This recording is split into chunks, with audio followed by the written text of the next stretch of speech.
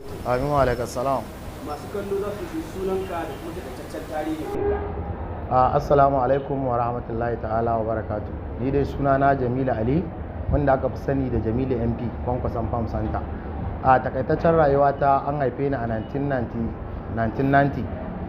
An haife ni a Dala Local Government, mazaɓar Ƙofar Mazugal. Na yi karatun firamare na, ko na fara karatun firamare na a Masaka Special Primary School.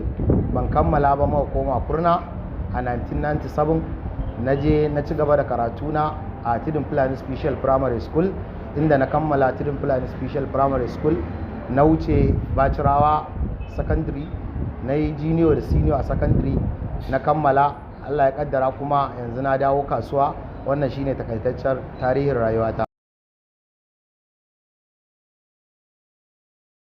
Alhamdulillah, kamar yadda ka tambaya cewa me ya ja hankali na shiga siyasa, kuma siyasan ma gashi Allah ya kaddara na dau bangare mai daraja wanda al'ummar Najeriya da jihar Kano suke kallon sa a tsarin da ya fi kowane tsari tasiri. Saboda me, yanzu hirar nan da kake da ni akwai hula a kaina, wannan kalar hular a duk duniya ko a duk duniyar siyasa zan ce in aka ga mutum da kalar wannan hula an san direct ina ya dosa, ma'ana dan bangare ne na siyasar injiniya Dr. Rabi'u Musa Kwankwaso, wanda muke kiransa Madugu, ko wanda mutane suka fi saninsa da Jagora. To gaskiya abin da ya jawo hankali na shiga siyasa ba wani abu bane, jajircewa irin ta injiniya Dr. Rabi'u Musa Kwankwaso, saboda mutum ne mai son nasa. In dai aka ce wannan nasa ne a ko ina yake, ba wai sai a jihar Kano ba, a ko ina yake a Najeriya, in dai aka ce wannan nasa ne yana tare da shi. Domin ba zan manta ba, injiniya Dr. Rabi'u Musa Kwankwaso abubuwa sun sa tasowa akan 'yan jihar Kano, 'yan arewa, 'yan Najeriya a wata ƙasar ko a wani jihar, ya ɗau kafa ya tafi ya je shigan musu wannan batun wanda in dai ya fi ƙarfin talaka ko ya fi ƙarfin ɗan shiyarsa. To wannan abubuwan su suka ja hankali na shiga siyasa. Na ga me zai hana ni ma a siyasar na ɗau ɓangaren da injiniya Dr. Rabi'u Musa Kwankwaso yake, tun da shi ya jawo ra'ayi na har na shigo siyasa. Irin aƙidojinsa su suka sa ni na shigo wannan harka ta siyasa. Wannan shine takaitaccen dalili na shigowa harkar siyasa ɓangaren Kwankwasiya. Wallahi Abubakar aran makawa dariya da aka ce wai gwamnatin Abba Kabir Yusuf ba halattacciya ba ce. In dai gwamnatin Abba Kabir Yusuf ta zama ba halattacciya ba, to ba wata gwamnati mata mahaukaci a duniya, in dai dangwala ƙuri'a ake yi a duniyar nan ta Maliki Yawmiddin, da za ta zama halattacciya. Dalili na faɗa haka shine al'umma, ƙungiyoyinku na 'yan jaridu, ko in ce 'yan jaridu irinka sun zagaya ranar da ake zaɓe jihar Kano da Najeriya, sun ga yadda ake dangwala ƙuri'u. Hasali mu muna da ƙorafi ma akan INEC, akan dishi da ballot paper ta yi, tambarin jam'iyyarmu bai fito yadda ya kamata ba. Amma saboda Ubangiji shine ya hukunta Abba a daidai wannan lokacin zai zama gwamnan jihar Kano, sai ya zama a hakan duk da an so a tauye mu, Allah bai ba, Allah ya kaddara Abba ne gwamna. A hakan sai ya zama al'umma sun fahimci jam'iyyar Sanata Muhammadu Rabi'u Musa Kwankwaso, jam'iyyar Abba Kabir Yusuf.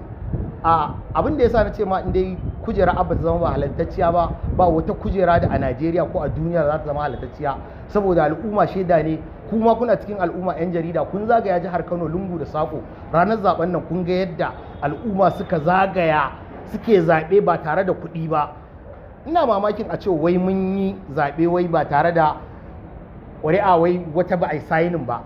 Ni nan na yi aikin ejan ranar zaɓe, ba zan manta ba, akwatunanmu na mazaɓar Tidin Fulani Ungwagwa Local Government, duk akwati ɗaya za ka tadda ejan na APC, jam'iyya mai mulki kenan, aƙalla mutum 10 a akwatu.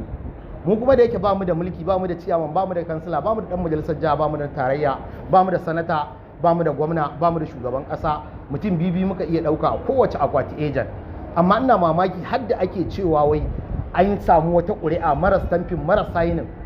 To ina so in tambayi 'yan jam'iyyar APC, rufe musu ido muka yi lokacin da ake irga ƙuri'a, ba su ga wayannan ƙuri'un masu matsalar rashin stampin da sayinin ba, da habba a ware su a matsayin ƙuri'ar da ba halattacciya ba suka bari aka irga? Ko kuwa mu da bamu da gwamnati biyan su muka yi ejojinsu, mutum 10 nan ko mutum 20 da suka sa ejan akwatu, muka iya biyan su mu da bamu gwamnati, suka yi shiru suka kyale maka zuba wannan ƙuri'ar. Shi yasa da ƙarfin gwiwa nake cewa Abba zama daram. Saboda me nace Abba zama daram? Saboda na tabbatar Yarima haƙƙinsa ya dawo. Dan majalisar mu na tarayya na Tarauni shi yasa ko ya zo ba mu yi ba a shari'ar farko da aka ce mun tariya rima dan majalisar mu na tarayya na Tarauni ya tafi, muka ce wallahi bai tafi ba zai dawo. Sannan kura madobi garin malam ita ma na ce wallahi bata tafi ba za ta dawo. Na ce kumbotsa wallahi bata tafi za ta dawo. Kuma muna kyautata wa ubangiji zato Kano abba zama daram ita ma za ta dawo, domin mu dai ba mu yi wani abu na saba ka'ida akan harkar zaben nan ba, ballantana har mu sa kai kodar abba zama daram. Abba ka ci gaba da zama shekara 8 ce bi izinin Allah ta'ala za ka yi ta a ina tunanin in ka bibiya dan jarida, ni ma na bibiya akwai abubuwan da aka gabatar da su a baya wanda dokokin INEC ba su ba wa wani dama ya taba wani ƙuri'arsa ba. Zan dawo da mu baya kamar yadda ita wannan mai shari'ar ta iba adadin wasu ƙuri'u namu da ya suka sa suka mai da mu baya har ya zamana wancan ɗan takarar mai saje ya zo ya shiga gabanmu.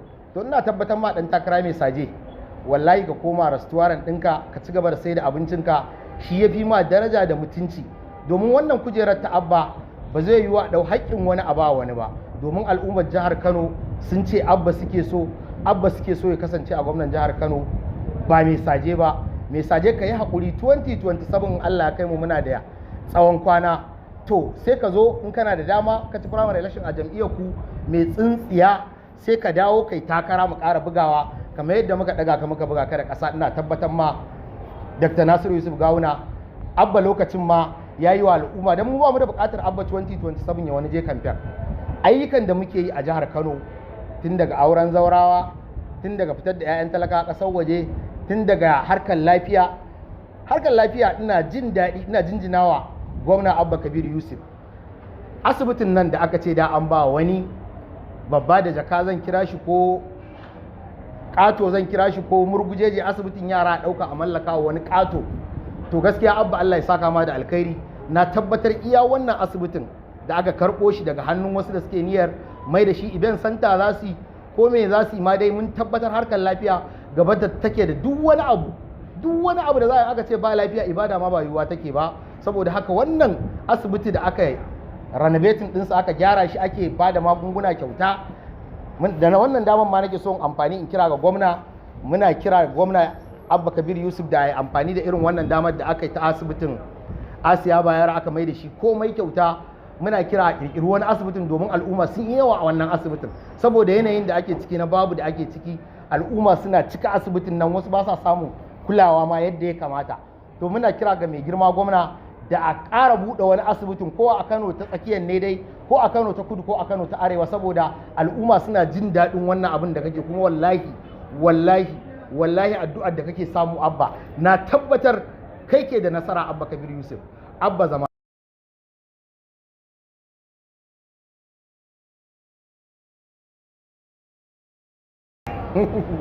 to alhamdulillah abba in dai kudin shiga kotu ne, al'ummar jihar Kano sun gaya ma, na tabbatar ba wai ni a matsayina na Jamilu MP Kwankwason Farm Center ba, kana ji daga bakin al'umma suna cewa in lalitar jihar Kano za ta kare akan a dawo maka da haƙƙinka, wallahi a je a ga duk wanda za a gani, a je a bibi duk wanda za a bibiya akan wannan haƙƙin namu.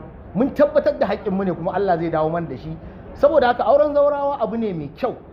Dan ina ƙara tunawa da wani abu, akwai wata yarinya a mazaɓata ta Tudun Fulani Ungwagwa local government da take ta shiga gidaje wajen mata tana siyan voters card akan cewa a zaɓi waccan jam'iyyar da bana son faɗarta.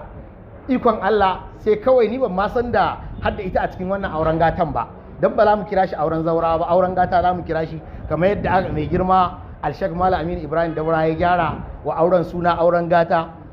Ashe hadda ita wannan baiwar Allah da take ta bin gida-gida tana siyan voters card wai don kada a zaɓi jam'iyyar NNPP, jam'iyya ta al'umma ta mai kayan 'yan aljanna. Ashe hadda ita a cikin wannan auren, sai bayan auren ma ake gaya min cewa ai akwai wance a cikin auren nan. Nace alhamdulillah, ai mu abin jin daɗi ne waɗanda da suke ganin dan kanmu muke wannan harkar. To gashi yau Jamilu MP bai ƙari da naira 5 gwamnatin jihar Kano ba, dama abin da muke fata kenan irin waɗannan abubuwan, waɗanda ba su da aure a samu a aurar da su, waɗanda kuma ba su da sana'a gwamnati ta zo ta musu. To kaga yanzu Jamilu MP alhamdulillah zan shiga mazaɓar Tudun Fulani da kwarjini da asaita cewa ta dalili na wata da take bin gida-gida tana siyan botas kan dan a zaɓi wancan jam'iyyar. Yau gashi abban da bata so Allah ya yi wa ba, Allah ya yi wa abba gashi har ya mata rana ya mata auren gata, abinda iyayenta ne ya kamata su yi mata, amma gwamnati gashi ta zo ta yi mata.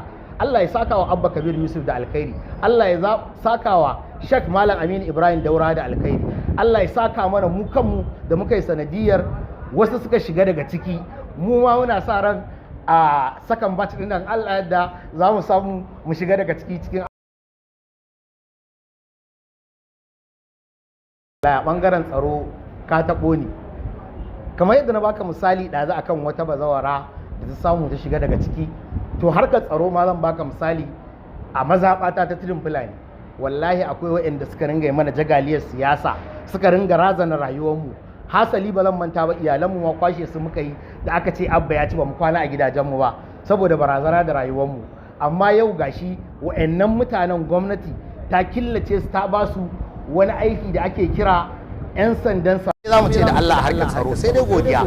'Yan jagaliya yanzu sun zama su suke sa uniform, suke sa hula su fita harkar tsaro, harkar kwacen waya, insecurity da muke shiga matsala a jihar Kano yanzu duk babu shi. Allah ya saka wa Abba Kabir Yusuf da alkhairi, Allah ya saka wa injiniya Dr. Rabi'u Musa da alkhairi. Mu ma kanmu da muka jajirce muka tsaya tsayin daka aka yi barazana da rayuwarmu amma ba mu nuna tsoro ba, muka sadaukar da rayuwarmu har wannan rana ta tabbata. Allah ya saka mana da alheri. Wani irin jan hankali za ka yi ga al'ummar jihar Kano musamman samari? Al'ummar jihar Kano kiran da zan musamman yan uwana samari, duk da dai ni wasu na cewa ni ana kiran samari ba zan je gun ba, ni ba saurayi ba ne, to ni dai na san shekaru na duka nawa suke, ni ma saurayi ne, ana neman saurayi zan shiga daga ciki insha Allah. Kiran da zan da samari kamar yadda kuka ga Jamilu MP yau gashi a wata tasha mai albarka ana hira da shi a wani program. Saurayi ne ni ma, na yi yaƙi da zuciyata, na fito ina neman na kaina, dan yanzu haka magana da nake wannan program din da ake yi ina gab da shiga wajen sana'a ta ne aka tare ni aka ce ana so a hira da ni domin ja hankalin al'umma. Jagaliya ba abin yi bane, zaman banza ba abin yi bane, mu kama sana'a. Ni nan ba wani san karatu ne ba, kwata-kwata takarduna na sakandare ne, amma yau gashi ina da 'ya'ya guda 5, ina da 'yan matata guda 1, ina da gidana, ina da ɗan shagona a kasuwar Yayo Plaza da abin hawana.